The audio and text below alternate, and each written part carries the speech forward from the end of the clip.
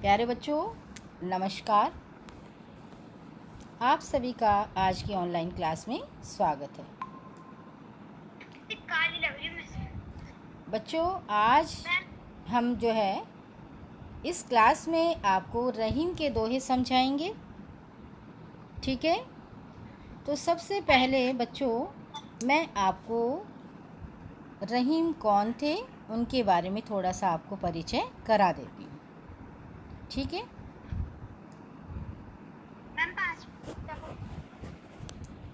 बेटा अब्दुल रहीम खान खाना, इनका पूरा नाम क्या था? अब्दुल रहीम खान खाना। हाँ, इनका जन्म बच्चों लाहौर में हुआ था और 1553 में। कब हुआ था? 1553 में। हाँ, 1553। तो इनका बचपन जो है बच्चों बालपन से ही राजाओं के दरबार में ही बीता और उनसे ही उनका संबंध रहा। इन्होंने बच्चों संस्कृत, अरबी, फ़ारसी आदि भाषाओं में अपनी अच्छी योग्यता माहिरता हासिल की और जहांगीर के समय इनकी दशा बिगड़ गई थी और इनकी संपत्ति को राज्य अधिकार में ले लिया गया था और इन्हें पद से हटा दिया गया था। बच्चों 1626 में इनका देहांत हो गया। जन्म कब हुआ? 1553 में। और ये अकबर के काल में जो है इनको काफ़ी सुशोभित किया गया और सबसे ज़्यादा जो इन्होंने काव्य की रचना की वो अकबर के दरबार में ही की और वहीं से इनको मान सम्मान काफ़ी मिला और ये बहुत अच्छे स्वभाव के व्यक्ति थे। हाँ बोलिए बच्चे। तो बच्चों रहीम की दोहावली और इनकी रचनाएं हैं रहीम सतसई, रहीम के दोहे बच्चों, रहीम रत्नावली। रहीम जी के आपके पाठ्य पुस्तक में आपके सिलेबस में रहीम के दोहे हैं बच्चों और दोहे भी बहुत अच्छे हैं, शिक्षाप्रद हैं, जो आपको शिक्षा देते हैं।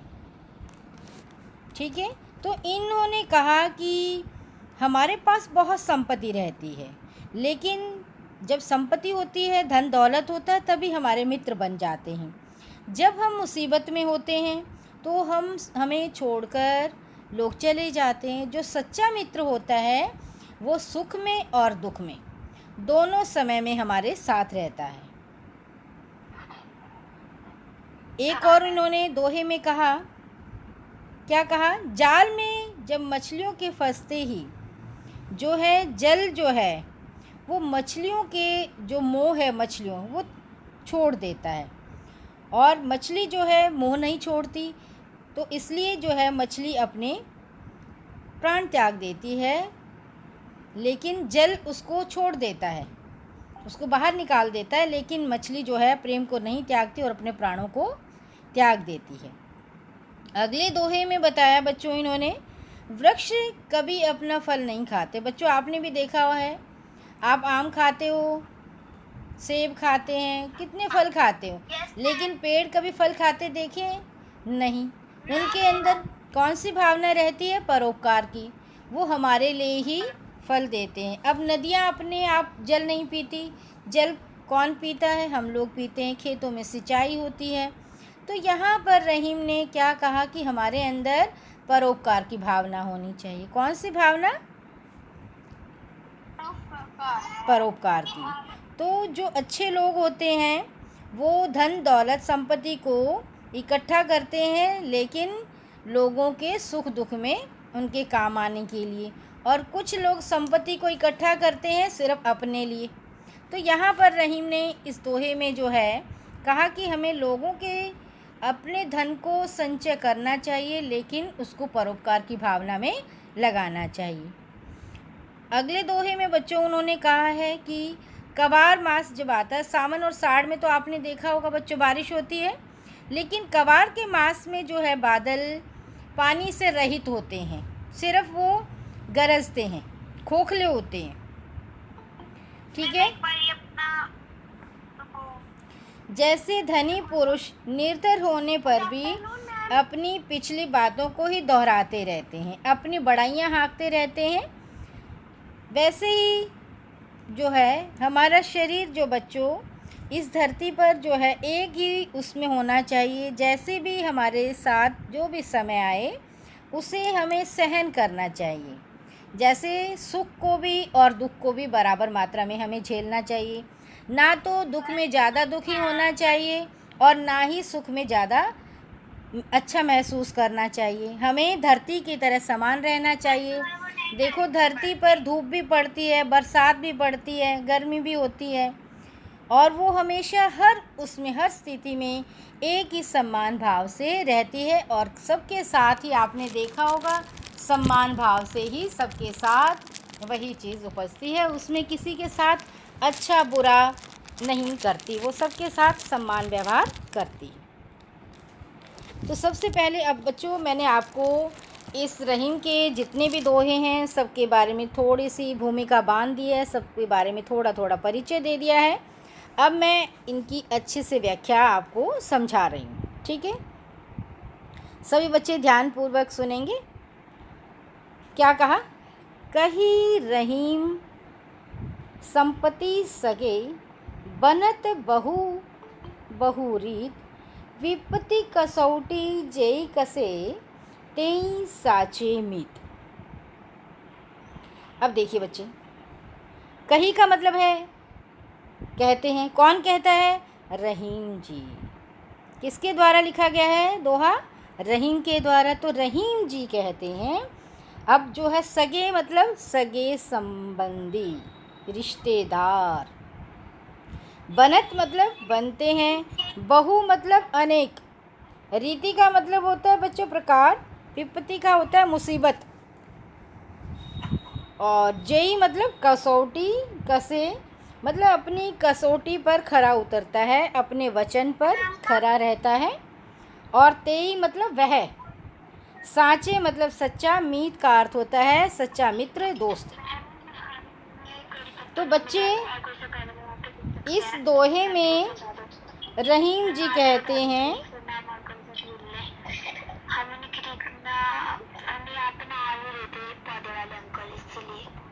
हाँ हाँ सुनिए, इसे जो है जो दोहा है हमारी पाठ्य पुस्तक वसंत भाग से लिया गया है बच्चों।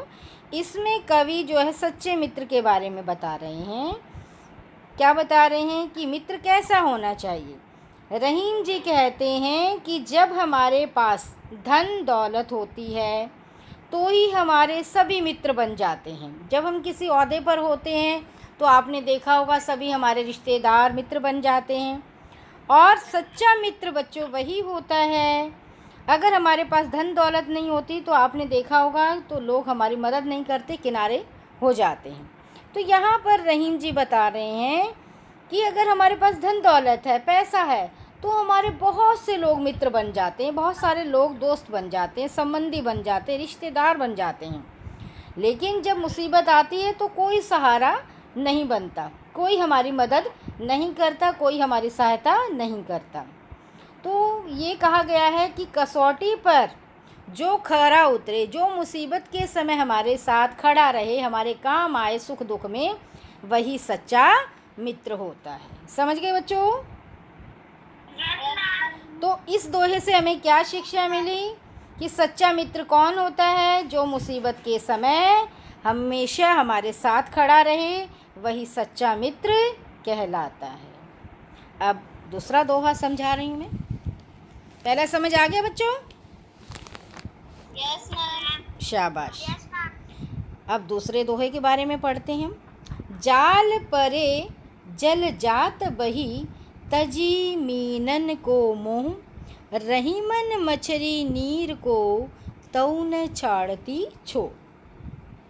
जाल होता है बच्चों, आपने देखा होगा कुछ लोग जो है मछलियों को पकड़ते हैं, जाल के द्वारा मछली पकड़ी जाती है ना।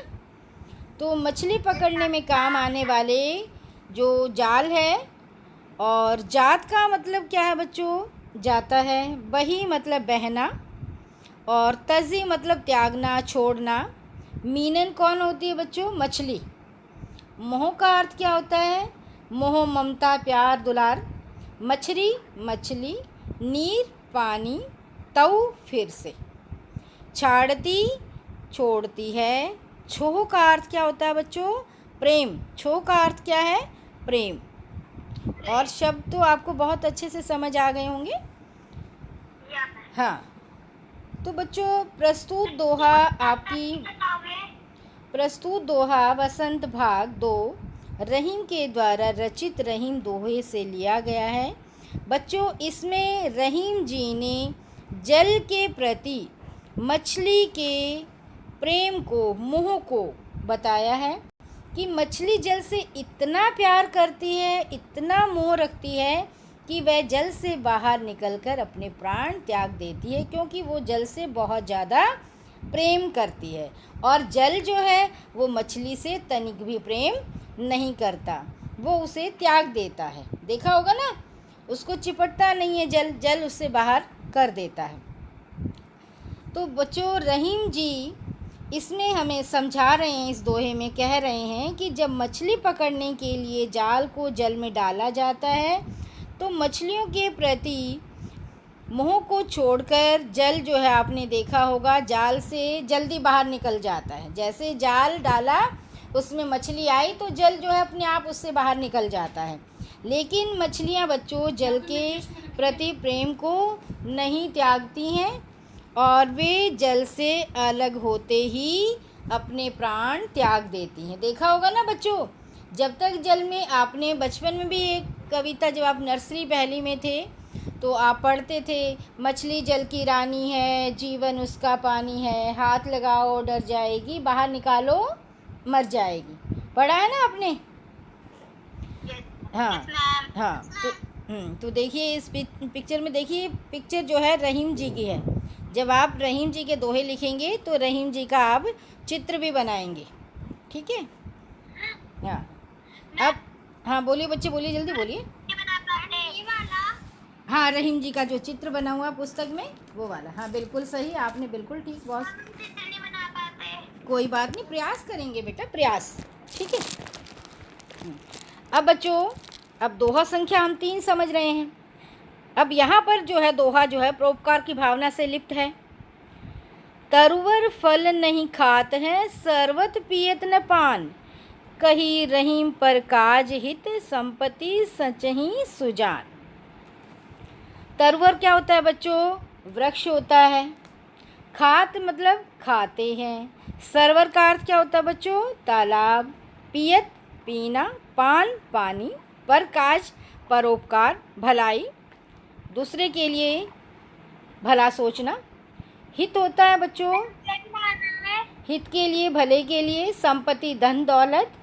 संचही इकट्ठा करते हैं। संचही का मतलब क्या है? इकट्ठा करते हैं। सुजान कौन? सज्जन लोग, महान लोग, अच्छे लोग। प्रस्तुत दोहा बच्चों हमारी वसंत भाग 2 से लिया गया है।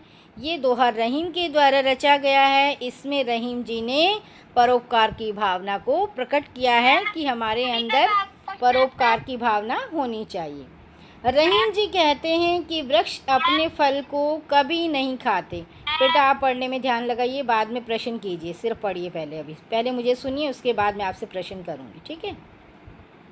रहीम जी कहते हैं कि वृक्ष अपने फल कभी स्वयं नहीं खाते और ना तालाब कभी अपना जल पीते हैं। कभी आपने तालाब को जल पीते देखा है? नदियों को जल पीते देखा है? नहीं ना। कभी पेड़ फल खाते देखे हैं? नहीं ना।